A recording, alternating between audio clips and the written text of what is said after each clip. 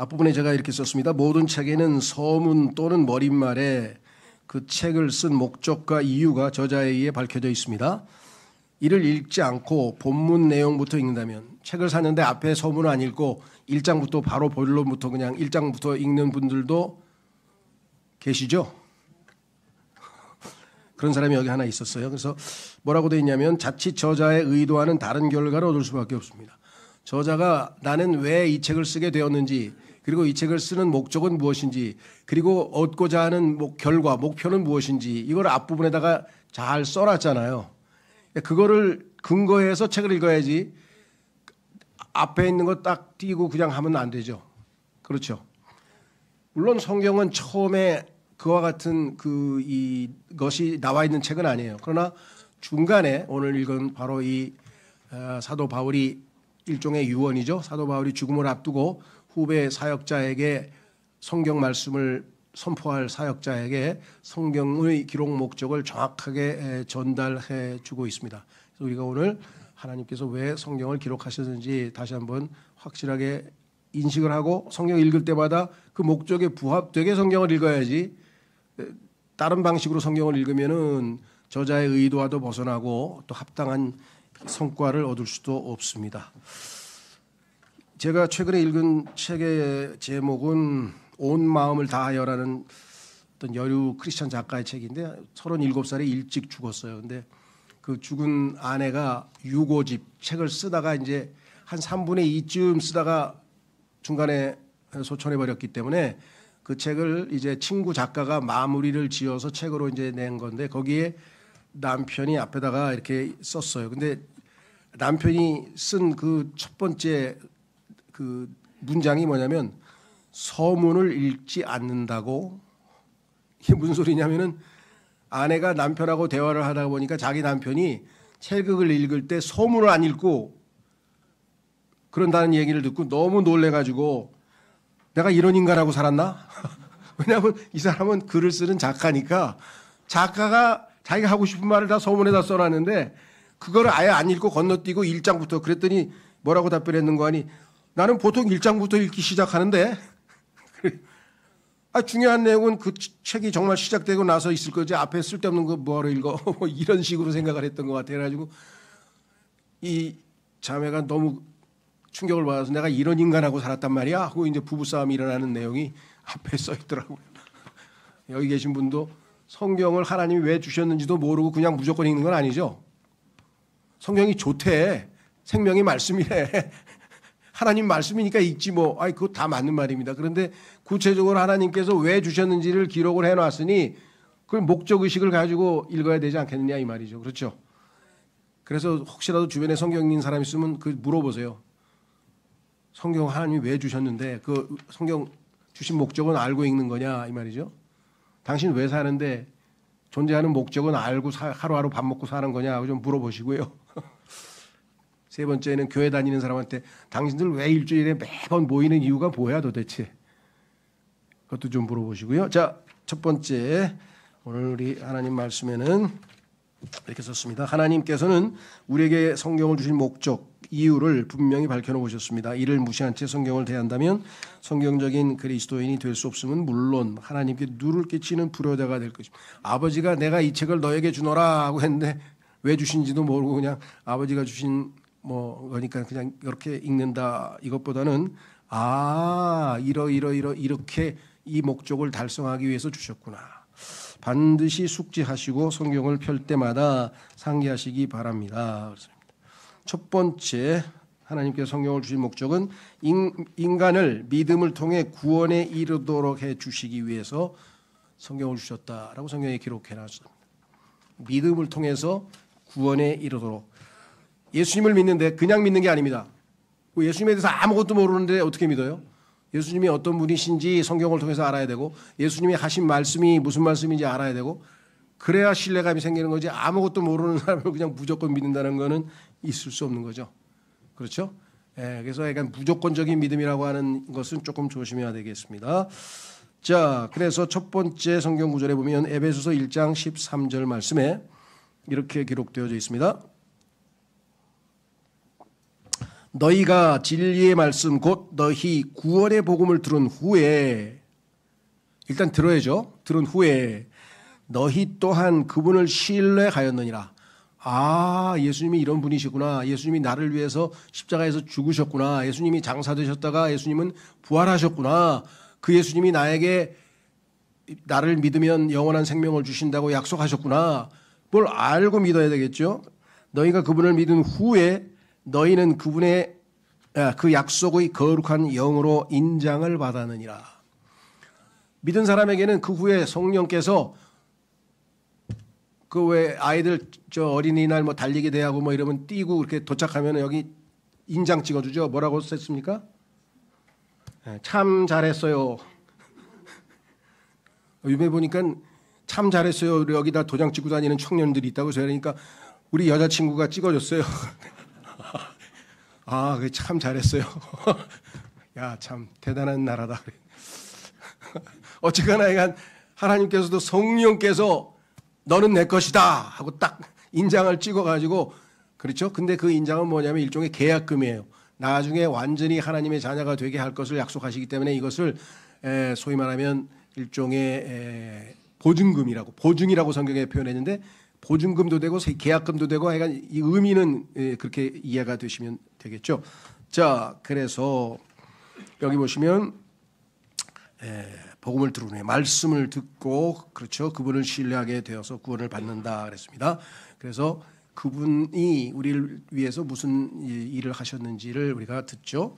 자, 두 번째 성경 구절에 베드로전서 1장 23절로 가시면은 너희가 다시 태어난 것은 썩을 수 있는 씨에서 난 것이 아니요 썩을 수 없는 씨에서 난 것이니, 그 썩을 수 없는 씨가 뭐냐? 살아있고 영원토록 거하는 하나님의 말씀에 의한 것이라. 그러니까 하나님의 말씀이 썩지 않는 씨인데, 그 말씀이 우리가 믿고 받아들이면 그 말씀의 씨앗이 우리 안에서 자라나서 영원한 생명이라고 하는 열매를 얻게 되는 것이죠. 자, 그래서 구원을 받는다고 하는 것은 단순한 우리의 어떤 그 머리로서의 예수님에 대한 인정, 그다음에 예수님을 내가 진짜 따른다 뭐 이 정도가 아니라 출생이 바뀌는 거죠. 엄마 뱃속에서 우리가 육에서 난 것은 육이요라고 주님께서 말씀하신 것처럼 육적 출생을 했듯이 성령께서 우리 안에 들어오시면 우리의 죽은 영을 살리셔서, 그렇죠, 성령으로 난 것은 우리의 영이라 이렇게 됐습니다. 그래서 죽은 영이 살아난 사람이어야 이제 영이신 하나님과 교제가 가능한 것이죠. 그렇죠? 근데 그 세계는, 영적 세계에 입문을 안 해본 사람은 몰라요. 그렇죠? 그걸 어떻게 알겠어요? 다른 생명을 가지고 있는데 그걸 어떻게 알겠냐고. 모르죠. 그렇죠? 예전에 우스꽝스러운 이야기지만 요즘에는 뭐 고양이가 이렇게 인기더라고요. 아, 죄송합니다만 저는 고양이를 안 좋아합니다. 고양이 좋아하는 사람들에게는 좀 미안한 얘기지만 성경에 유일하게 안 나오는 동물 중에 하나가 고양이인데요. 하여간 이 고양이에 대해서는 좀 할 얘기가 많지만 어쨌거나 고양이를 좋아하시는 분들이 굉장히 많아요. 근데 고양이가 어느 날 집에서 보니까 강아지하고 고양이를 다 키우는데 집에 오면은 이 강아지가 그냥 막 꼬리를 흔들고 막 달려들어가지고 주인에게 안기고 그냥 막 온갖 이렇게 뭐랄까 애교를 떨고 아양을 떨고 막 그러는데, 그냥 뭐 주인이 좋아가지고 그냥 막 난리야 난리. 그래가지고 이 고양이가 가만히 있어봐, 이거 안 되겠는데? 그래가지고 내가 요 강아지처럼 한번 해야지 하고 했더니 막 흉내를 냈더니 이게 미쳤나, 이게 오늘 왜 이래? 하고 집어 던져버려. 고양이는 고양이답게 살아야지. 고양이 생명이 고양이처럼 나타나야지 강아지처럼 흉내낸다고 될 게 아니죠. 그래서 영적으로 거듭난 사람은 영적인 새로운 삶의 방식, 라이프 스타일, 라틴어로 모두스 비벤디, 새로운 삶의 방식이 시작이 되는 거죠. 자, 그래서 에베소서 2장 8절에 결정적으로 이렇게 말씀하셨습니다. 이는 너희가 은혜로 구원을 받은 것은 자격이 있어서가 아니라 거저 선물로 받은 겁니다. 아무 자격이 없는 사람에게 베풀어 주시는 하나님의 호의, 이게 은혜의 데피니션인데요, 정의인데요. 은혜로 구원을 받은 것은 방법이 뭐냐? 믿음을 통한 것이기 때문이니 이는 너희 자신에게서 난 것이 아니요 그것은 하나님의 선물이라. 자, 뭐 여기 계신 분들은 뭐 구원에 대해서 이미 다 아시기 때문에 여기서 길게 얘기를 하질 않는데, 제일 중요한 것, 이 땅에 사는 모든 인간에게 있어서 제일 첫 번째로 하나님께서 주시는 최고의 선물은 구원이죠. 예. 그 다음에 이제 이 성경을 통해서 하나님께서 하시고자 하는 목적이 기록되어 있어요. 구원받은 사람에게. 자, 1번서부터 0번은 이제 지나갔고 1번. 첫 번째는 뭐냐? 인간에게 무엇이 참이고 무엇이 거짓인지 보여주시고자. 이 세상에서 제일 먼저 하나님께 도전한 자의 이름이 뭡니까? 여러 가지 칭호가 있어요. 사탄도 있고 마귀도 있고 뭐 속이는 자도 있고 고소하는 자도 있고 마귀의 타이틀도 예수님 흉내를 내기 때문에 아주 많아요. 그 중에 하나가 뭐냐? 거짓말쟁이, 거짓의 아비. 마귀의 타이틀이 거짓의 아비예요. 그러니까 누군가가 거짓말했다면 그 사람은 그 순간에는 자기 아비를 따른 거야. 예? 거짓말. 자, 그래서 거짓의 아비라고 하는 타이틀을 가지고 있기 때문에 그 마귀가 지배하는 이 세상에서는요, 거짓이 난무합니다. 뭐 요즘에만 뭐 특별히 무슨 거짓 뭐라 그러나 페이크 뉴스, 거짓 뉴스라 그러나요? 가짜 뉴스. 그게 뭐 돌아다니는 게 아니에요. 창세기 이후로 마귀가 하나님께 도전한 이후로서부터 시작해서 온갖 거짓이 난무해서 사람들이 하나님 대신에 가짜 신을 섬기고 우상을 섬기고 뭐 별의별 일들이 다 벌어져 가지고 인류가 완전히 구렁텅이에서 헤매게 된 것은 바로 이 거짓된 잘못된 소식 때문이었죠. 자, 그래서 하나님께서는 인간에게 무엇이 참이고 무엇이 거짓인가, 무엇이 옳고 무엇이 잘못됐는가, 무엇이 그렇고 무엇이 그러하지 아니한가를 정확하게 밝혀주시기를 원하셨어요. 이게 첫 번째예요. 예수님 믿고 마음이 그냥 기쁘고요, 평화롭고요, 다들 사랑스럽고요, 이렇게 감정의 변화에 대해서 얘기하는 사람이 있습니다. 오케이. 그거 없으면 또 안 되죠. 당연히 있어야 되죠. 그러나 진짜 중요한 건 이제 뭐야? 이거 가짜구나. 이거 right, wrong, true, false. 그렇죠. It is what is so, 무엇이 그러하고 what is not so, 무엇이 그렇지 않고 이걸 정확하게 분리해서 거짓말에 혹하거나 끌려가거나 하면 큰일이란 말이에요. 무슨 말 아시겠어요? 인간의 모든 중요한 일에서 인생에 태어난 목적서부터 죽으면 어디를 가면가서부터 싣고 결혼은 왜 해야 되는지 자식은 왜 키워야 되는지 어떻게 키워야 되는지 인생사 모든 것에 대해서 하나님께서 다 옳고 그름 빛과 어둠 다 나눠놨다 이 말이에요. 그러니까 이걸 전부 다 정확하게 성경을 통해서 쫙 보지 않으면 나중에 뭐예요? 한참 동안 열심히 한 것 같았는데 마귀가 시킨 걸 열심히 해버렸어. 교회 다니면서도 구원 받았는데도 그런 일이 허다하게 벌어지고 있는 것이 2000년 교회사예요. 2000년 교회사를 보면은 예수님 믿는 사람들이 마귀에게 속아가지고 예수님 말씀대로 안 하고 거짓을 가지고 열심을 내서 하나님을 섬겼어. 주님을 위해서 일을 했는데 거짓된 방법으로 했어. 하나님은 옳은 방법만 쓰라 그랬는데 그렇죠? 그거 어떻게 되겠어요? 그런데 사람들은 이거가 따지기가 쉽지 않아요. 웬만큼 성경 공부를 해가지고는 이게 다 알 수가 없어요. 그래서 교회에서 제일 중요한 것이 교리예요. 교리. 교리란 말은 진리와 같은 건데요. 진리. 여기는 소위 말하면 여기 교리라고 썼죠. 하나님께서. 어떤 특정한 주제에 대한 진리를 교리라 그래요. 그러면 예수님에 대한 진리. 그러면 그건 기독론이라 그래요. 예수님의 교리. 그 다음에 성령에 관한 진리. 그러면 성령론. 교회에 관한 진리, 교회론, 인간에 대한 진리, 인간론 이게 다 어마어마하게 정확하게 잘 기록이 되어 있다 이 말이죠. 그렇죠. 자, 처음 해보세요. 하나님께서는 분명히 영과 혼과 몸이라고 딱 성경에 써놨어요. 인간에 대해서. 인간론의 기본이죠. 그런데 어느 날 갑자기 히랍 철학자들이 나타나가지고 인간은 정신과 육체로 되어 있습니다. 인간은 혼과 육체로 되어 있다는 거예요. 영혼과 육체. 영혼이란 말은 성경에 없어요. 영이면 영이고 혼이면 혼인데 이거를 합작해가지고 영혼이라고 하고 종교적으로 철학적으로는 정신이라 그래. 정신과 육체로 돼 있다. 하나님은 3분법으로 인간을 만들어놨어요. 왜? 하나님이 삼위일체니까. 그런데 2분법으로 인간을 만들어가지고 영혼과 육체로 구분을 해가지고 이게 그런데 거듭난 구원받은 사람들의 정확하게는 잘 모르겠어요. 최소 70, 80%가 전부 다 영혼과 육체로 돼 있다 그래요. 찬송가마다 다 영혼이라고 하는 영혼. 우리도 그냥 쓰잖아요. 할 수 없이. 왜? 혼을 그냥 영혼이라고 하니까 할 수 없이 우리도 쓰지만 성경에서는 혼과 영을 구분시켜 놓았죠.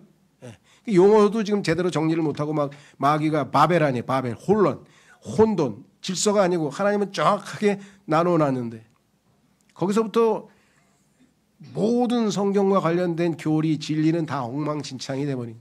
그러니까 이거를 제대로 배우려면은 1.1획도 오류가 없는 정확한 성경을 통해서 하나하나 찾아가면서 성경을 성경으로 비교해가면서 그렇게 배우지 않으면은 힘든 일이에요.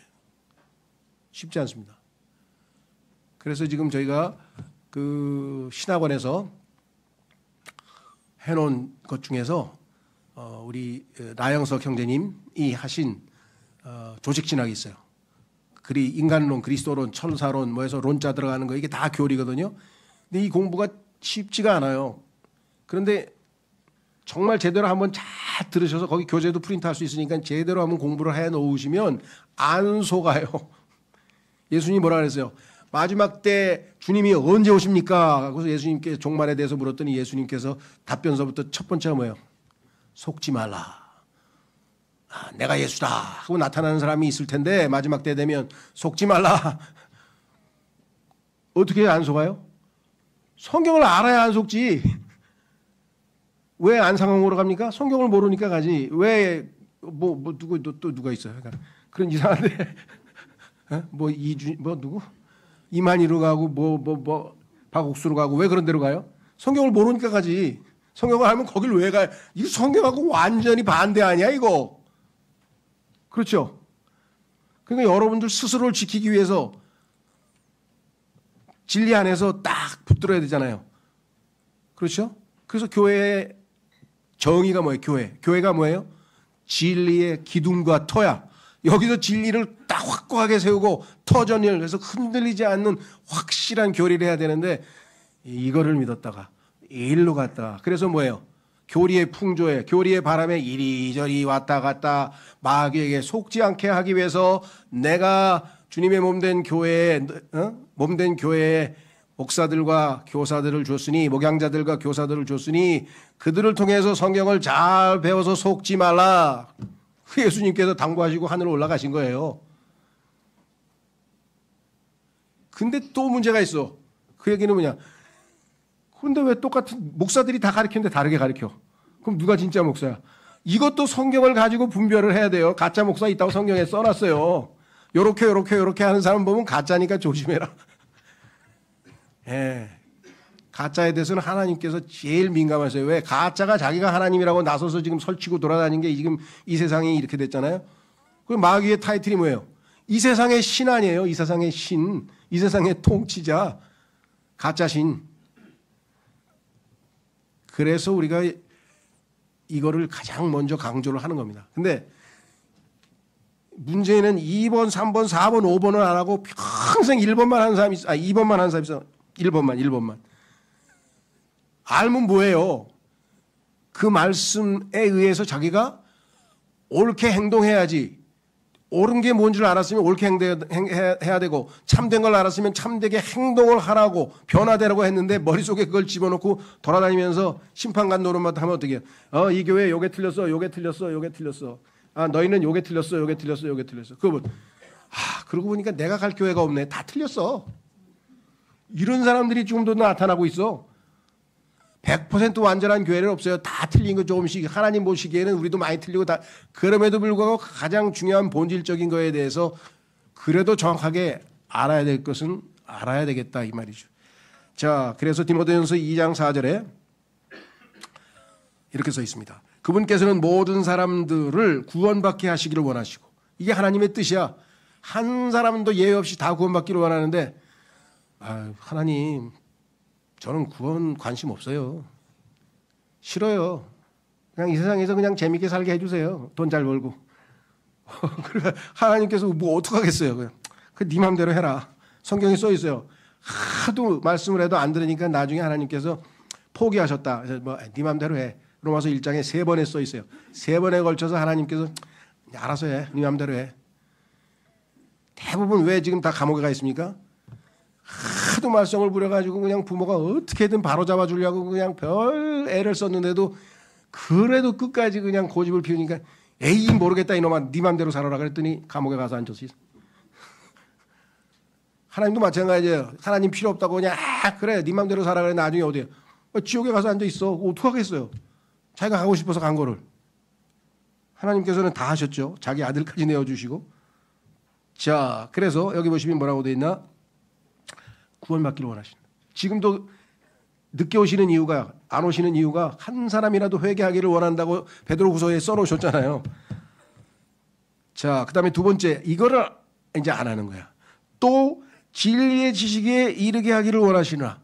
진리의 지식. 그런데 주제별로 교리가 곧 진리라 그랬죠. 테마별로 진리가 교리니까.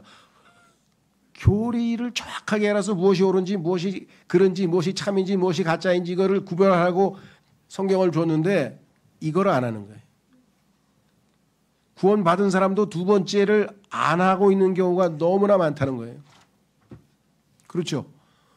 왜? 시간도 들여야 되고 얼마나 많은 이 책에 대해서 한 번 읽는 것도 힘든데 skillful 하나님의 이 말씀에 능통할 때까지 죽을 때까지 이거를 10번이고 20번이고 30번이고 죽을 때까지 반복해서 읽어서 완전히 내 손에 익어서 능숙해질 때까지 우리가 해야 된다고 성경에 써 있잖아요.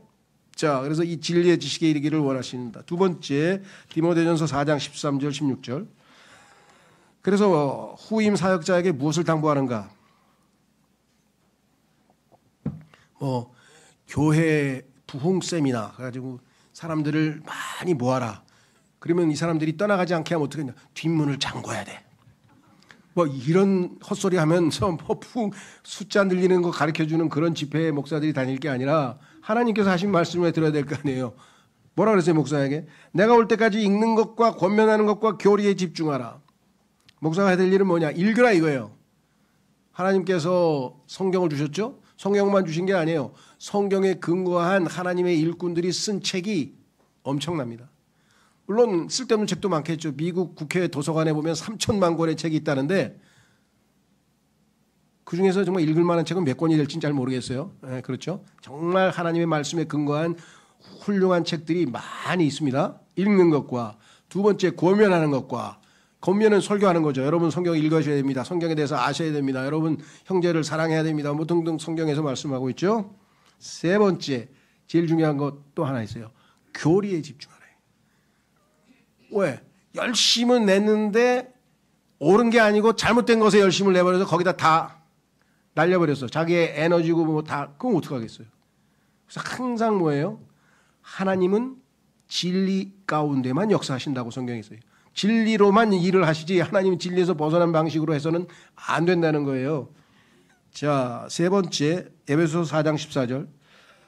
우리로 하여금 앞으로는 더 이상 아이들이 되지 않고 죄송합니다. 디모데전서 16절 안 읽었네. 16절. 디모데전서 4장 16절. 내 자신에게 주의하고. 이게 굉장히 중요합니다. 사역자가 그렇죠. 누굽니까? 이 바리새파나 이런 사람들은 아주 설교를 잘했어요. 하나님 말씀을 전파를 참 잘해. 율법도 그냥 잘잘 외웠어. 근데 하나님께서 뭐라 그러세요?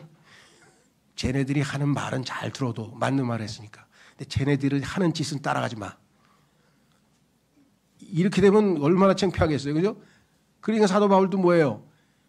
여기 내 자신에게 주의하고 네가 지금 성경대로 사는지 사람들이 보고 비웃으면 너는 말 전해봐야 안 먹혀.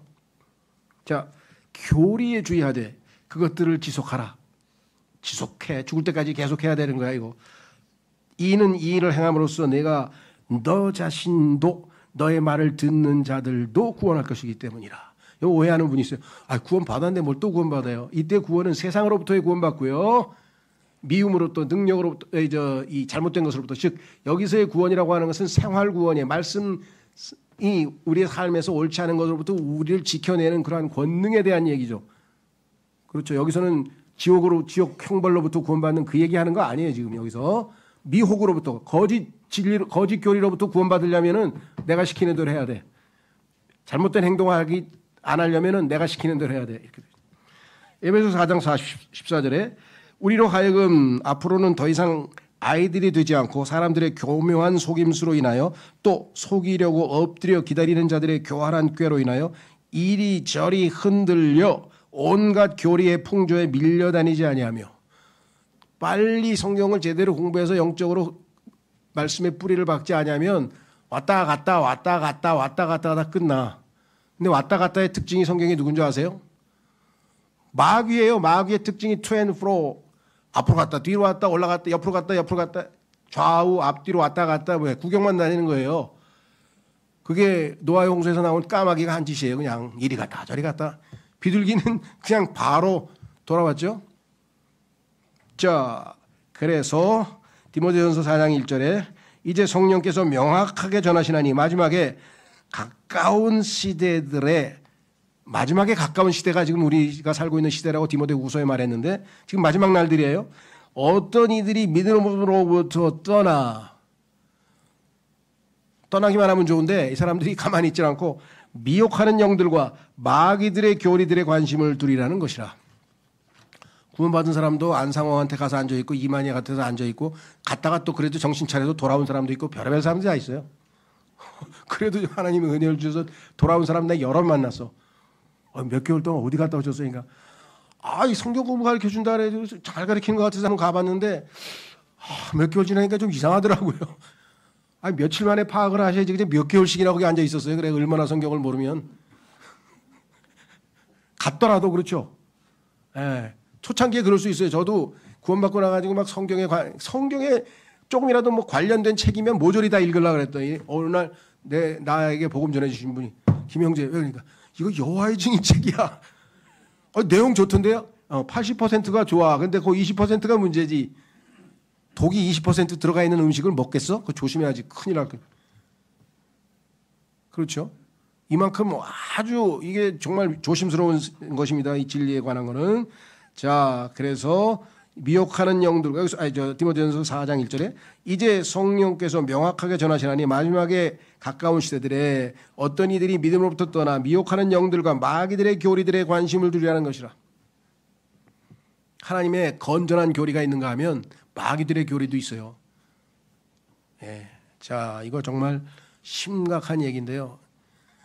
여기 한번 빠진 사람들을 내가 한번 끄집어내야지. 그 신경 쓰지 마세요. 그냥 내버려 두세요. 왜? 안 돼요, 그거. 성경에 보면요. 그냥 잘못대로 가는 사람은 그냥 내버려 두라 그랬어요. 왜? 안 돌아와요. 오히려 시간만 낭비할 수가 있어요. 계시록에 보면. 그래서 안타깝지만, 그렇죠. 기도만 하고 가서 시간 들여서 뭐 해봐야 되지 않습니다. 자, 그 다음에 두 번째는 인간에게 어떤 행실이 옳은지를 보여주시고자. 자, 그러면 예수 믿고 구원받아서 하늘나라 가고 너무나 기쁘고 막 할렐루야 막 정말 막 좋아 죽겠는데 그럼 매일매일의 삶에서는 어떻게 해요? 밥도 먹어야 되고 일도 해야 되고 뭐 다 해야 되잖아요. 일상생활을 해야 될 거 아니에요. 인간이면 이 땅에서 일상생활을 해야 되는데 사람들이 항상 그렇잖아요. 예수 믿는 사람이 너는 왜 어떻게 행동이 그 모양이냐? 이런 소리를 만약에 들었다 그러면 이건 뭐가 잘못돼도 한참 잘못된 거잖아요. 그래서 하나님께서는 여기 써 있어요. 인간에게 어떤 행실이 옳은 행실인지를 보여주기 위해서 성경을 썼는데 그 성경에 보니까 75%가 책망이야. 25%가 칭찬이고 부정적인 얘기가 75%, 긍정적인 얘기가 한 4분의 1밖에 안 되는데 왜 그럴까요? 그만큼 아담의 본성이 악하기 때문에 인간이 악한 일에는 쉽게 기울이고 하나님이 기뻐하시는 일에는 정말 쉽지가 않다는 거죠. 그만큼 우리의 상태가 그렇다는 것을 우리가 인식을 해야 되겠죠. 그래서 성경에 보니까 막 굉장히 훌륭한 분들도 보니까 막 죄를 잘 많이 지었잖아요. 창세기에도 보면 아브라함도 나타나고 막 그러잖아요. 자, 그래서 요한복음 3장 20절에 이는 악을 행하는 모든 자마다 빛을 증오하고 그의 행실들이 책망받을까 하여 빛으로 오지 아니하기 때문이라. 하나님의 말씀에는 빛이 담겨 있고 그것이 사람들을 책망하는데 그 책망받을까 봐 안 갈라. 책망을 받아야 고칠 거 아니에요. 잘못된 거를 확인을 해야 고칠 텐데 싫다 이거지. 왜? 책망받는 것 자체는 싫잖아요. 그죠? 어떤 분은 성경 안 읽을래요. 그러니까 전부 그냥 나 야단치는 얘기밖에 없던데. 그렇죠. 하나님께서 야단 쳐주시면 감사해야지. 그렇죠. 정신을 차리라 그러면 정신 차리면 되지. 아, 이거 나보고 하는 소리 같은데. 그래서 거의 교회 떠난 사람들 중에 상당수가 그래. 아이씨, 뭐 목사가 뭐 정보를 얻었나. 반만 매주일마다 내 얘기만 하고 앉았어. 그래서 내가 너를 고쳐주려고 그러는 거야. 그렇죠? 자, 그래서 여기 보시면 요한복음 16장 8절에 하나님께서 성령님께서 우리를 인치시고 인장만 딱 찍고 내 거다 하고 소유권만 주장하시는 게 아니라 그 자들을 어떻게 해요? 이제 선하게 인도하고 계시는데 그 역할이 뭐냐 여기 써 있네요. 요한복음 16장 8절 그리고 그분께서 오시면 친히 죄에 대하여 의에 대하여 세상에 대하여 책망을 하시리라. 성령께서 우리에게 찔림을 이거 하면 안 되는데 이게 하나님이 하지 말라 그런 건데 성경에 그런데 난 하고 싶은데 어떡하지? 그럼 어떻게 할 거예요 이제? 그게 영적 싸움이에요. 우리의 영적 싸움은 거의 다 그거예요. 하나님은 하지 말라고 명백하게 했는데 난 하고 싶어. 그거 어떡할 거예요? 거기서 하나님 말씀에 순종하면 내가 내 자신을 부인한 거잖아요. 그 순종을 하나님이 얼마나 기뻐하시겠냐 이거죠. 그런데 하나님 성령님께서 찔림을 주셨는데 그 자기가 성령님께서 지금 야단치고 있는 것도 모르고 죄를 막 헤매고 짓고 있는 사람들이 있어. 그 사람들은 하나님의 말씀이 익숙하지 않기 때문에 하나님이 성령님께서 뭐 떠올릴 말씀이 없는 거야. 뭔가를 알려줘야 되겠는데 성경을 안 읽어가지고 아무것도 모르는 사람한테 뭐라고 하겠어요 하나님께서. 급하면 뭐 당나귀가 그냥 입을 열어가지고 야 하지 말라니까. 그게 성령님께서 하신 말씀이죠. 성경에 보니까 급하시면 하나님께서 막 당나귀 입도 열어가지고 말씀도 하시고 그러나 그거는 그냥 구약의 아주 특별한 케이스고요. 보통은 하나님 말씀으로 하시는 거예요. 자, 그래서 성경의 역할 중에 두 번째는 책망인데요. 세 번째 마지막 한 구절 잠언 15장 10절에 보시면 길을 저버리는 자에게는 바로잡음이 비통한 것이라 그러나 책망을 증오하는 자는 죽으리라. 책망을 증오하고 책망을 싫어하면 당연히 고치지 못하고 고치지 못하면 계속 잘못된 삶을 살고 그러면 뭐 나중에 최후 결과는 너무나 뻔한 것이죠. 자, 세 번째 하나님께서 성경을 주신 목적은 뭐냐? 믿는 사람들에게 바로잡아 주신다 이게 고쳐주신다 이게요. 그렇죠? 예, 이게 얼마나 중요합니까? 삶에서 빗나가고 잘못된 것을 바로잡아 주시는데 정확하게 말씀으로 자, 그래서 잠언 3장 11절 나의 아들아 주의 징계를 멸시하지 말라 그분의 바로잡으심에 실증을 내지도 말라. 바로잡아 주심에 실증을 내면 결국은 바로잡히질 않아요. 그렇죠? 내가 몇 번 얘기했지만 그 제임스 낙스 목사 아들 이스라엘이라고 첫 아들이 있는데 15년 동안 했대. 무슨 얘기를 했을까요? 얘 자기 전에 이빨 닦고 자라. 하루 안 하면 안 해. 15년 동안을 반복을 해. 야, 그래서 그 아버지도 대단하다. 끝까지 해야 되는 거예요. 그죠? 끝까지 안 하더라도 잔소리라고 하더라도 자, 그래서 바로잡으심에 대부분은 실증을 내기 때문에 그래 네가 귀찮다. 나도 모르겠다. 그러면 이제 부모로서의 책임을 우리가 다 하지 못하는 거겠죠. 자, 예레미야 5장 3절 5절에 보시면 오 주여 당신의 눈들이 진리 위에 있지 아니하나이까 당신께서 그들을 치셨으나 그들은 비통해하지 아니하였나이다 당신께서 그들을 진멸하셨으나 그들은 바로잡음을 받아들이기를 거부하였나이다. 하나님의 자녀들도요 거의 대부분이 하나님이 바로잡아 주시려고 해도 거부하는 사람이 너무 많아요. 그들은 그들의 얼굴을 바위보다 더 딱딱하게 하였나니 그들이 되돌아오기를 거부하였나이다. 회개하라고 그렇게 여러 번 기회를 줬는데 안 합니다. 그러므로 내가 말하기를 과연 이들이 불쌍하도다 그들은 어리석도다 이는 그들이 주의 길도 모르고 하나님의 공의도 모르기 때문이라 하였도다. 예레미야가 오죽 답답하면 이렇게 썼겠습니까? 자, 욥기 5장 17절에도 보라 하나님께서 바로 잡으시는 사람은 행복하도다. 하나님께서 요즘에 여러분들 그 뭐라 그러나요? 운동선수도 그렇고 저 피아노나 이렇게 악기 다루는 사람도 그렇고요. 그 코치하는 사람 간단해요. 이렇게 해봐 한번. 그럼 뭐 바이올린 키든 뭘 하면 그거 이렇게 운동선수도 뭐 이렇게 야구를 하면 그거 하면 안 돼. 어깨가 굳으면 안 되고 부드럽게 하고 그냥 이렇게 수평으로 치고 뭐 그냥 한두 마디 해주면 그냥 바로 잡히면 그 다음에 성과를 내는 거예요. 그렇죠? 이 사람들은 거기에 능숙한 경험이 있는 사람들이잖아요. 하나님께서 야 그렇게 살면 안 돼. 그렇게 하면 안 되지. 이거를 그냥 성경에다가 수시로 모든 것을 바로잡아 주시는데 돈 한 푼 안 내고 어디 가서 그냥 컨설팅 하나면 뭐 하나 받으려고 해도 그게 상담비가 얼마나 비싼지 아세요 요즘에? 그렇죠? 그런데도 안 하려고 그래. 여기 써 있어요. 하나님께서 바로잡으시는 사람은 행복하도다. 그러므로 너는 전능하신 분의 징계를 멸시하지 말라. 나에게 징계하시는 목적은 바로잡아 주시려고 하는 목적이죠. 잠언 3장 12절에 이는 아버지가 자신이 크게 즐거워하는 아들을 바로잡는 것 같이 주께서 자신이 사랑하는 자를 바로잡으시기 때문이라. 하나님께서 나를 징계하셔서 고쳐주려고 바로잡으려고 하시는 것은 나를 사랑하시고 즐거워하시는 것이기 때문이라고 성경에 분명하게 말씀을 했습니다. 그렇죠? 자, 마지막 네 번째는요. 그럼 바로잡은 다음에 어떻게 돼요? 계속해서 바로잡은 그 모습으로 살아야 되는데 요즘 소위 말하는 다이어트 하다가 요요 현상이 일어나서 도로 돌아오잖아요. 그렇죠? 마약 중독 치료받았는데 다시 빠지잖아요. 반복. 마찬가지예요. 하나님께서 바로잡았어도 그렇죠. 아브라함이 바로잡아줬어 하나님께서. 그런데 얼마 있다가 또 아비멜렉한테 가서 또 가서 자기 부인 보고 또 누이라고 두 번이나 그랬어.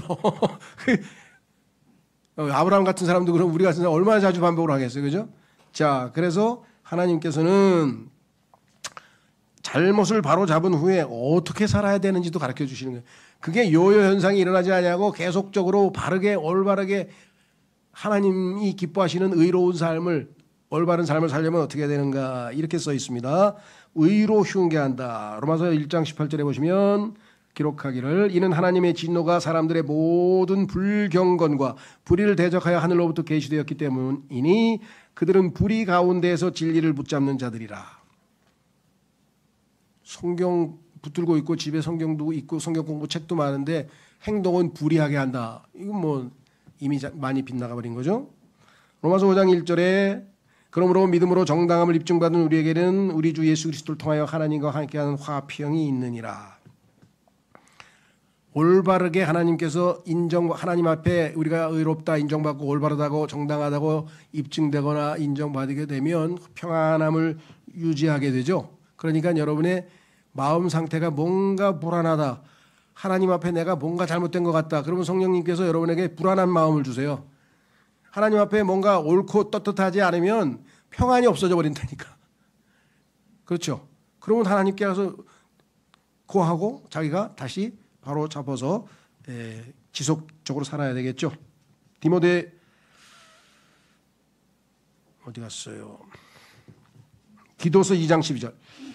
우리를 가르치시되 자 구원만 시켜놓고 예를 들면 아이를 태어나고 출생만 시켜놓고 우유도 안 먹이고 키우지도 않는 부모는 없듯이 하나님께서도 우리를 출생시켜서 하나님의 자녀가 된 다음에 그 다음에 예수님께서 나는 마음이 온유하고 겸손하니 내게 와서 배우라 말씀하신 것처럼 이제 가르쳐 주십니다. 뭘 가르쳐 주신가? 불경건과 세상적인 정욕들을 거부하고 이거를 거부해야 되는데 거부를 못해 자꾸 넘어져. 두 번째 우리로 하여금 냉철하며 정신 바짝 차리고 두 번째 의롭고 세 번째 경건하게 이 현 세상을 살게 하셨으며 예수님으로부터 지속적으로 배우지 아니하면 우리는 이렇게 사는 원래 예수님 믿기 전에 이런 스타일로 살던 사람이 아니었기 때문에 여기 분명하게 올바르게 의로운 삶을 이 현 세상에서 지금 이 악하고 음란한 이 현 세상에서 우리는 의로운 삶을 살도록 그렇게 하나님께서 인도해 주고 계신다. 로마서 8장 4절에 이는 율법의 의가 우리 안에 성취되게 하려 함이라 우리는 육신을 따라 살지 아니하고 다만 성령을 따라 살아가느니라. 똑같은 그리스도인입니다. 그런데 구원받은 하나님의 자녀인데 한 사람은 여기 나와 있는 것처럼 육신을 따라 살아가요. 이 사람을 성경에서는 뭐라고 얘기했냐면은 육신적인 그리스도인이라 영어로는 carnal Christian이라고 성경에 썼는데 고린도전서 3장에 요거에 대해서 지금 저희가 중요한 책을 좀 좋은 책을 번역 중에 있는데 육신적인 그리스도인들.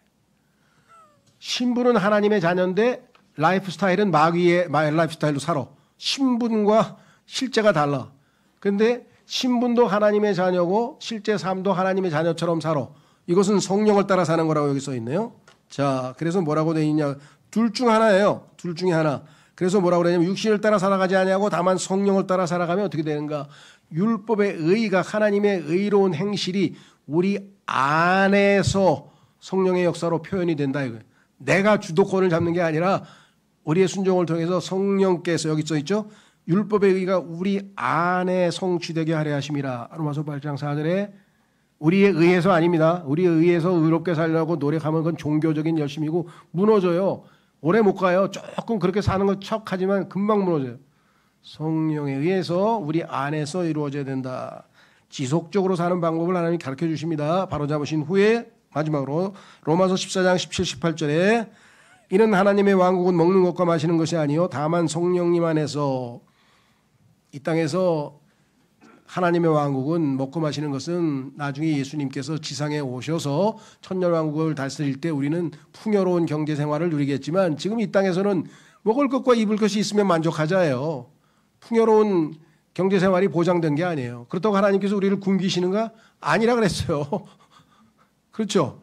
예, 그러니까 걱정하지 마세요. 그러나 이 땅에서 풍요로움 뭐 주시면 열심히 일해서 돈 벌어서 잘 살면 괜찮아요. 그러나 그것이 목표가 되면 그건 안 되는 거고요. 하나님이 주시는 진짜 축복은 뭐냐? 이걸 영적인 축복이라 그랬고 하늘에서부터 내려오는 축복이라 그랬는데 그것은 뭐냐?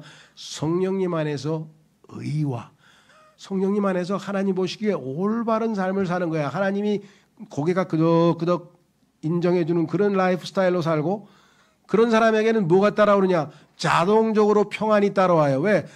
하나님 보시니까 이게 삐딱하게 잘못됐어. 그러면 하나님이 뻔히 보고 계시는데 내가 잘못된 행동을 하면 마음이 편하겠습니까? 편할 수가 없어요. 왜? 하나님 다 보고 계시는데 세상 사람들 하나님이 안 보시니까 그게 뭣도 모르고 그냥 낄낄대고 재밌게 사는지 모르지만 우리는 하나님이 보시는 걸 알고 있는데 내가 지금 잘못된 행동을 하면 이게 되겠냐고 이게. 그러니까 도저히 어떻게 해요? 이건 불편한 거예요. 화평이 없어져요. 그럼 화평이 없으면 즐거움이 있겠어요? 당연히 불편하고 불안하고 그렇죠? 자, 그래서 성령님 안에서 우리가 하나님 보시기에 올바르고 의로운 삶의 모습을 보이게 되면 화평과 즐거움은 자동으로 따라오는 보상이에요. 그 다음에 마지막으로 18절 이런 것들로 그리스도를 섬기는 자는 하나님께 기꺼이 받아들여지며 사람들에게 인정을 받기 때문이라. 하나님이 받으실 뿐만 아니라 사람들도 저 사람 제대로 믿는 사람 많네. 성경대로 믿으려고 하는 사람 많네. 그리스도인으로 인정해 주는 거죠. 그런데 우리가 구원을 받고 하나님도 이제 섬기고 교회도 다니고 다 겉으로 하는데 사람들이 보기에 아닌 것 같아. 이렇게 고개를 저으면 정말 낭패죠, 낭패. 자, 그래서 결국 이 모든 네 가지 목적을 우리가 달성하면 영적인 성숙이라. 자, 그래서 실행이에요. 실행은 뭐냐? 선한 행위잖아요. 보세요, 뭐라고 되어 있는가? 자, 우리 아까 읽었던 본문에 보면요. 하나님의 사람이 완전해진다 그랬어요. 근데 성경에서 완전은 히브리서에 나와 있는 성숙, 완전함을 향해 나아가자. 우리가 영적으로 성숙해지는 것을 얘기하죠. 그래서 어떻게 돼요? 모든 선한 행위들에 철저히 갖추어지게 된 어떤 상황에서도 굿 내가 하는 어떤 분야의 어떤 상황의 행동도 다 다른 사람들에게 유익을 준다 이 말이에요. 나로 인해서 다른 사람들이 유익을 얻는다 이 말이에요. 하나님도 기쁨을 얻는다 이거예요. 이웃도 내 행동 때문에 유익을 얻고 회사도 나 때문에 돈도 잘 벌고 예를 들면 나로 인해서 굿 좋은 것들이 창출되는 그러한 라이프 스타일로 살라 이 말이죠. 예수님이 가시는 곳은 어디 가서든지 예수님은 다 유익을 끼쳤죠. 예수님 덕분에 다 좋아졌지 나빠진 거 있습니까? 죄 지은 사람은 벌벌 떨잖아요. 그건 죄를 빨리 회개하고 예수님 믿으면 되지. 자, 그래서 여기 두 구절 읽고 마치겠습니다. 에베소서 2장 8절 10절에 이는 너희가 은혜로 구원받은 것은 믿음을 통한 것이기 때문이니 이는 너희에게서 난 것이 아니요 그것은 하나님의 선물이라 행위들에서 난 것이 아니냐 아무도 자랑하지 못하게 하려 함이라. 이는 우리가 그리스도 예수 안에서 선한 행위들을 위하여 창조된 그분의 작품이기 때문이라. 우리를 구원하신 목적은 하나님께서 우리를 통해서 선한 행동을 하셔서 사람들에게 와, 하나님 있는 사람 다르다 하고 영광 받으시기 위해서 그 행위들은 하나님께서 우리가 그것들 가운데 살아가도록 미리 정하신 것이라. 구원받은 사람은 이런 방식으로 살라고 하나님이 정해놓으신 그 선한 행위들을 예수님 믿는 사람들이 하려면 하루아침에 안 되고 갓난아기서부터 잘 성장해서 말씀으로 해서 이 네 가지 하나님의 말씀의 역할을 통해서 이 말씀이 우리를 통해서 우리가 이 말씀을 통해서 성장해서 실제적인 삶에서 선한 행위가 밖에 드러난다. 예수님께서 말로만 하신 게 아니라 내가 그리 살았느니라. 그러니까 내가 아니고 그리스도께서 우리 안에 사시면 그렇게 살 수 있느니라. 마지막 구절 사도행전 10장 38절에 곧 하나님께서 나사렛 예수님께 성령님과 권능으로 기름을 부으셨으며 그분께서 선을 행하시고 마귀에게 억압받는 자들 모두를 치유하시며 두루 다니셨다는 것이라. 이는 하나님께서 그분과 함께 하셨기 때문이라. 두루 다니셨어요. 여러 군데를 다니셨어요. 그런데 그때마다 뭐예요? went about. 두루 다니셨어요. 뭐 하면서? doing good. 선을 행하시면서. 여러분의 인생이 그런 인생입니까? 어딜 가든지 뭐 여행을 가든지 취미 생활을 하든지 아니면 뭐 친구를 만나러 가든지 뭐 사방군데로 돌아다닐 거 아니에요. 차도 있으시고 그러니까 어디로 돌아다니실 거 아니야. 집에만 가만 안 있고 사방군데로 돌아다닐 때마다 doing good. 선을 행하라고 하나님께서 여러분과 저를 구원하시고 성경을 주셨다 이게. 그렇죠? 예. 그래서 오늘 성경을 주신 목적을 잘 묵상하시고 내가 성경을 그냥 들고 그냥 무조건 읽을 게 아니라 이 목적을 달성하기 위해서 하나님께서 주셨구나. 시간 주님께서 가르쳐 주신 대로 성경을 주신 목적에 부합되는 삶을 살 수 있도록 도와주십시오. 기도하겠습니다.